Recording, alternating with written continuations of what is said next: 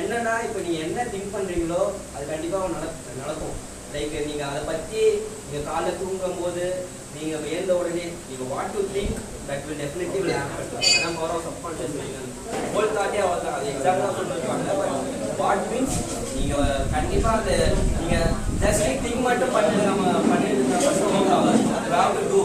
இப்போ நீங்கள் ஒரு ஆண்டர்பிரினர் ஒரு ஸ்கில்லை கற்றுக்கணும்னா நீங்கள் கற்றுக்கணும்னு சொன்னால் யாராலும் கற்றுக்க முடியாது. கிராஃப்ட் ஒர்க் டெய்லியும் டைம் டேபிள் போட்டு 1 hour நான் இதை பண்ணுவேன், 1 hour நான் இதை ஸ்கில் கற்றுப்பேன் நீங்கள் ஒர்க் பண்ணால் தான் யூ கேன்.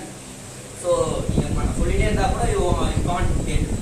அதான் இந்த power of subconscious mind book வந்து இந்த 2 things conscious and subconscious mind. Subconscious mind வந்து இப்போ நம்ம தூங்குறோம் எழுந்துக்கிறோம் அதான் நம்ம சப்கான்ஷியஸாகவே பண்ணுறோம். இந்த